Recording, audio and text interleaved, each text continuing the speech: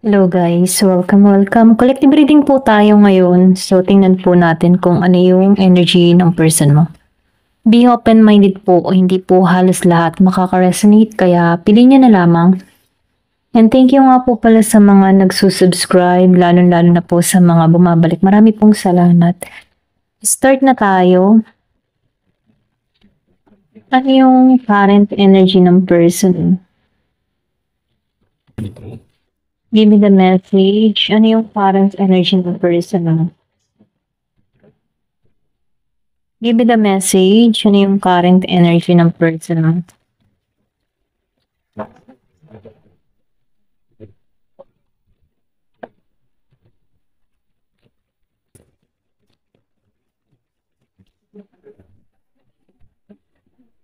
Give me the message. Ano yung current energy ng person mo?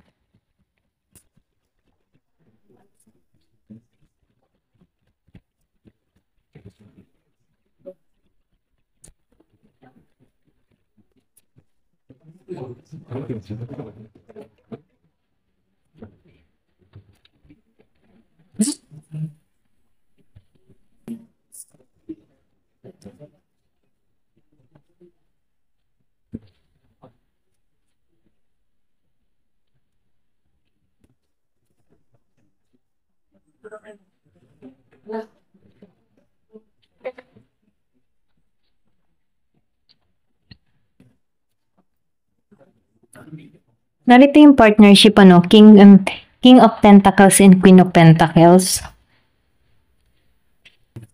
Excuse me. So, nakikita ko rin dito, yung iba sa inyo, merong gagawin tong panunuyo sa'yo, okay? Ito lang nakikita ko, no? More Earth sign yung nakikita ko, Virgo, Capricorn, and Taurus. So, yung person mo dito, tingin niya sa'yo, nakukuha mo lahat ng iyong mga gusto, okay? Kumbaga, no, tingin ng tao na to sa'yo, ikaw ay lumalago, gumagawa ka ng hakbang para sa sarili mo. So, nakikita ko dito yung development, ano. So, nafe-feel ko dito na ang tao mo, tingin sa'yo, na ikaw ay matatag, okay? So, nakikita ko dito, no, yung person mo dito, ramdam niya sa'yo na hindi ka naghihirap, okay? Kumbaga, nakikita ko dito na tingin niya sa'yo, mapalad ka, swerte ka, gumagawa ka ng mga hakbang na nagiging maganda yung resulta, no?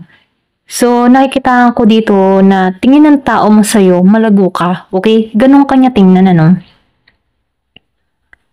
Pero ganun pa man, nakikita ko dito na ikaw, ang tingin mo sa tao mo, okay? Pwede kanyang gamitin or pwede rin sabihin, ang tingin mo sa tao na to ay isahan ka ulit, okay? Or yung man negatibo. Negatibo yung tingin mo sa person mo, okay? Pero itong tao mo, tingin niya dito, mapalad ka. Siniswerte ka lalo-lalo na sa larangan ng pera. Pero nafe-feel ko dito yung tao mo, hindi nagiging maayos yung kanyang pentacles dito, no? Hindi nagiging maayos yung kanyang kaperahan, okay? Pwedeng meron siyang kinakaharap na pagsubok na kung saan, hindi siya nagiging mapalad. So, nakikita ko dito, gusto ng tao mo dito, no, na makipag-cooperate sa'yo, makipag-collaborate sa'yo, okay? Gusto nito makipagkasundo, makipagkaibigan, okay? Gusto nito na suyuin ka muli, okay? Ito na yung nafe-feel ko sa tao mo, no? Gusto ng tao mo ng renewal, okay? So, nakikita ko dito, gusto nito mag-effort muli sa'yo, okay?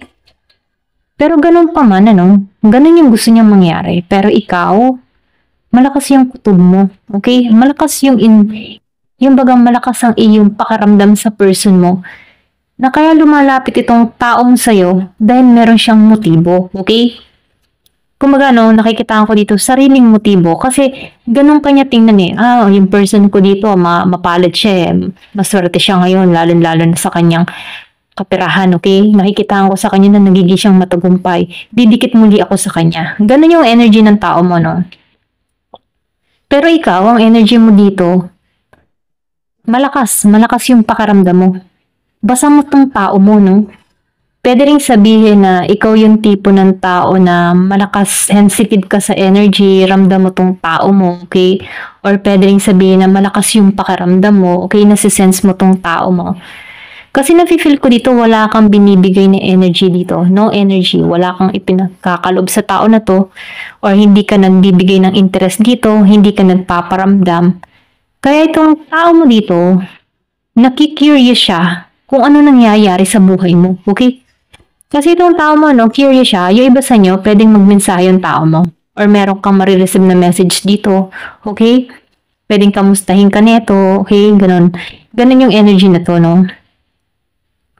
Pero ganon pa man, no, nakikitaan ko sa'yo dito, binitawan mo na to. Yung iba sa inyo, no, hindi halos lahat, ano, mangilan-ngilan sa inyo, binitawan mo na to. Or pwede rin sabihin na, sinurrender mo na to, okay?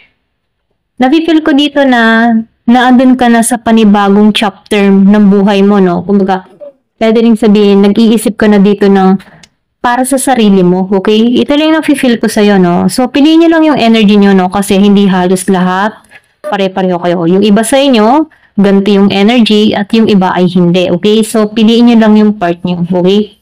So, nakikita ko rin dito, no? Na ikaw, ramdam ng tao mo na ikaw ay merong solid foundation na binubuo para sa sarili mo, no?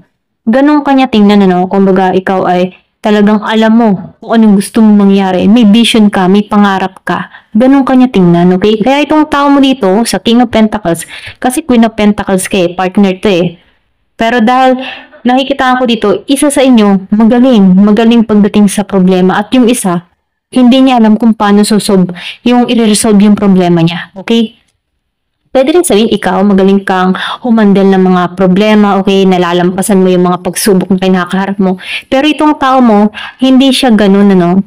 So, maybe ikaw, mas spiritual ka sa tao na to, okay? So, nakikita ko dito na mas madasalin ka, or pwede rin sabihin, meron kang kaliwanagan, okay? Kumaga malawak yung pangunawa mo. Alam mo yung mga nangyayari sa'yo, okay? Alam mo yung gusto mo at alam mo kung paano naalisan, okay? Kumbaga nakikita ko dito na nagiging kang matalino sa desisyon na ginagawa mo.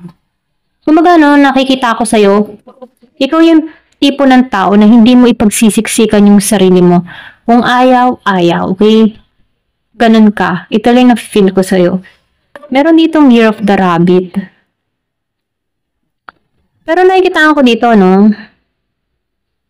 Kasi lumabas ang Ten of Pentacles reverse. Gusto ng tao mo na maging balance. Balance kayo, no? Gusto nito magkausap kayo, personal, ano? Gusto ka nito ma-one-on-one or pwede rin sabihin, gusto ko niyang masolo. Dito, ito lang nafe-feel ko. Pero ingat ka, no? Kasi nafe-feel ko dito, no? Once na nasolo ka ng tao nito, pwedeng may maganap sa inyo. Pwedeng may mabuntis dito. So, ingat ka na lang, ano? Yung iba sa'yo nakikitaan ko dito, need ng travel patungo sa'yo, no? So, meron ditong temporary situation na nangyayari, okay? Or pwede rin sabihin, kinat mo na tong tao na to at nag-decide ka na para sa sarili mong paglago, ano? Ito rin na-feel ko sa'yo. Kasi nakikitaan ko dito, no? Andito ka sa The High Priestess, ano? Na kung saan, ano? Nagiging kang matalino sa desisyon mo, okay? Nagiging kang klaro kung anong gusto mong mangyari. Meron mong katatagan, tapang, ano. Pero nakikitaan ko dito, no. Tingin ng tao mo sa'yo, ikaw ay misteryosa, okay? Or pwede rin sabihin na, alam mo yung tipo na may paghanga siya sa'yo. Ito lang nafe-feel ko, may paghanga tong tao na to sa'yo kung paano mo nare-resolbahan yung mga pagsubok na kinaharap mo. Kumbaga, interesting siya doon, okay? Interested siyang malaman. Curious siya sa'yo, okay? Kung paano mo nare-resolbahan yung mga problema mo, kung paano ka nakakaraos, okay? Kung paano ka nakakasurvive. Pwede rin sabihin na babalitaan nito na nagiging kang maayos, okay? Kasi, ikaw dito, stable ka okay? Stable yung financial mo, okay? Kumbaga, nakikitaan ko dito na ikaw, nagiging kang panatag para sa sarili mo. Ito lang yung nafe-feel ko sa'yo, no? Yung iba sa inyo, nafe-feel ko dito, nasa probinsya, or pwede rin sabihin nasa ang bahay or pwede rin sabihin, gusto mo tumira sa mga province, or yung tipo na malamig, okay? Ito rin nakikita ko malamig. Or pwede rin sabihin, ikaw yung nasa ibang bansa, no? Nasa maraming puno, or meron kang, or nafe-feel ko dito yung paglipat sa ganung lugar, or nagbabala ka, okay? Yung merong farm, mga ganyan. Ito lang nafe-feel ko, may mga green. Ayan, pasensya na kung may marinig kayong tahol ng aso, ha. So, nakikita ko dito, ikaw, hindi mo na rin to pinagtutuunan ng pansin, ano, sa Ten of Cups reverse. Kasi may mga nasayang dito hindi lumago, okay? Kumbaga ikaw, nagiging kang stable sa nararamdaman mo dito. Ito lang nafe-feel ko sa'yo. Nagiging ka lang totoo, okay? Alam mo na kung ano yung mga dapat mong gawing hakbang. Alam mo na kung paano re-resolbahan yung problema mo. Kumbaga nakaraos ka dito Marami kang mga naranasan, okay? Pero nakikita ko dito, natagpuan mo din yung sarili mong kasiyahan, okay? Nawala dito sa tao mo. Ito lang nafe-feel ko. Pwede rin sabihin, nagbabala ka na dito or may plano ka dito para meron kang gawing hakbang, okay? Nafe-feel ko sa'yo na nakatuon ka lang sa sarili mo. Ito lang nakikita ko, hindi halos lahat.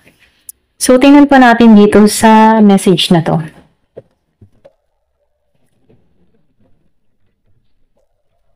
Pasensya na po ako, may marinig pa yung tahol ng aso. Ayan. Give me the message, ano pa yung mensahe.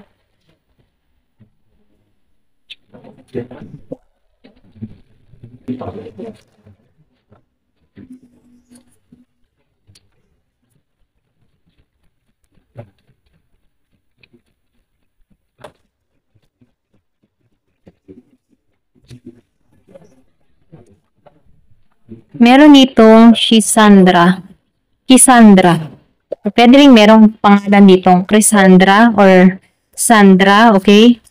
Krisa, mga ganun, no? So, nafe-feel ko dito yung grasya. Kumbaga, nagiging kang mapalad, nagiging kang swerte, okay? Meron itong psilocybin, okay? Nakikita ko dito, yung iba sa inyo, nagiging mapalad yung kanyang sitwasyon, Ito lang na-feel ko. Meron ditong Taurus. Malakas yung Taurus. Yung iba sa inyo malakas ang Taurus. Or pwede rin meron kang kadiling na Taurus. So, pwedeng Taurus ka, Hindi ito nawawala ng pag-asa dito. Ito lang yung nakikita ko. Or pwede rin yung Taurus nasa birth chart mo. Kung alam mo yung kabuuan ng birth chart mo. Merong happiness na naghihintay dito, okay? So, nakikita ko dito, dalawang beses na lumabas yung timbangan. So, meron ditong balanse or mababalance mo yung sitwasyon, mababalanse mo yung sitwasyon na nangyayari. Kumbaga, nakikita ko dito na meron ditong kagalakan, kasiyahan na mangyayari sa'yo. So, nafe-feel ko dito yung iba sa inyo, may pag-iingat or pwede rin sabihin, iniingatan mo yung sarili mo, okay? May pag-iingat kang ginagawa. Meron ditong biglaang parating dun sa iba, okay? Biglaang pagbabago or pwede rin sabihin, meron ditong naganap sa'yo na biglaan na hindi mo akalain na mangyayari to kasi narito ang Queen of Pentacles, So, nafe-feel ko dito na nagiging kang mapalad sa sitwasyon na kinakaharap mo. Nagiging kang matagumpay. Yung iba sa inyo masinawarte nung nakalayo ka sa tao mo, okay? Ito lang nafe-feel ko. Kasi lumabas yung grace. Pwede rin sabihin nagkaroon ka ng maraming grasya or ikaw ay nagkaroon ng blessing, okay? Ito lang yung nakikita ko sa iba. So, meron itong passion flower. Yung iba naman sa inyo, nakikita ko dito yung pag-surrender, Yung sinabi ko kanina, sinurrender mo na to. So, confirmation dito, may pag-surrender ka ng ginawa dito sa tao mo. So, nakikita ko dito na ikaw ay merong minamanifest. Sinusunod mo na dito yung intuition mo. Konektado ka sa spirit guide mo, Or pwede rin sabihin, konektado ka sa mga nangyayari, aware ka. Sa konektado ka, yung bang tipo na nagiging aware ka sa mga nangyayari, konektado ka sa sarili mo, alam mo yung desisyon na gagawin mo, hindi ka madaling matangay, okay? Sa mga sabi-sabi, okay? Ito lang nafe-feel ko, sabi-sabi ng ibang tao, opinion ng ibang tao, advice ng ibang tao, mas nakatuon ka sa ikabubuti mo, okay? So, nakikita ko dito na may knowledge ka, may talino ka, okay? Yung iba sa inyo, nagiging klaro na lahat para sa'yo, nagiging ng malinaw na sa'yo, okay? Ito na nakikita ko. So, nafe-feel ko dito yung pagdaloy, may flow, may pagdaloy sa'yo. So, nakikita ko dito na patuloy ka na magmamatured, okay? Patuloy yung maturity, patuloy yung development mo sa sarili mo. So, nakikita ko dito yung renewal, message. So, nakikita ko din dito, no? Itong tao mo, natagpuan mo siya para makilala mo yung sarili mo. Ito lang nakikita ko. Ito siya, kumbaga, ito yung nagtulak itong tao na to para mabuo mo yung sarili mo, okay? Para ma-develop mo yung sarili mo. Bagamat nasaktan ka sa tao na to, pero merong benepisyo, ano? Kumbaga, nagkaroon ka ng talino, kaalaman sa mga hakbang na gagawin mo. So, pumasok yung pagiging matured sa'yo, okay? And nagkaroon ka din ng talino dito, knowledge. Ayan, ito na yung nakikita ko sa'yo. So, nakikita ko rin dito, meron kang minamanifest, meron kang hinihiling. Yung iba sa inyo, no? Meron kang wish na gustong mangyari or matupad. So, tingnan natin dito sa healing. Give me the message. Yung karamihan sa inyo, mas nakatuon kayo sa sarili mo. Paglago. Okay, ito na yung nakikita ko. So, piliin nyo na lamang, ano. Kasi ito na yung lumalabas sa card at nakikita ko sa card. Give me the message. So, meron ka dito, integration. So, pumasok ka dito, no. Kumbaga, na-i-balance mo, okay? Kumbaga nakikitaan ko dito, na-renew mo yung sarili mo. Nalampasan mo yung pagsubok, yung tukso, ano? Kumbaga tinanggal ka sa tukso kasi merong snake dito. Inalis ka dito. Naging tukso to sa'yo, okay? Before, okay? Pero ganun pa man, ano? Nakatulong tong tukso na to sa'yo para ma-develop mo yung sarili mo, okay? At nakikitaan ko dito, nagkaroon ka ng kaliwanagan dito, okay? Give me the message. Ano pa yung sign? Yung iba sa inyo, Year of the Snake. So, bargain. So, nakikita ko rin dito, nagkaroon ka ng pagsubok, hirap sa sitwasyon na kinaranas mo, no? Pero ganun pa man, ito yung nagtulak sa'yo para makakreate ka ng bago para sa sarili mo, no? So, naging mahirap tong sitwasyon na kinaharap mo dito, okay? Pero ganun pa man, ito yung nagtulak sa'yo dito para ma-develop mo yung sarili mo at para ma-surrender ang lahat, okay? So, nakikita ko dito, patuloy yung grasya na nare-receive mo. Mas binilas ka nung inalis itong tao na to sa'yo. And then, nakikita ko dito na patuloy ka.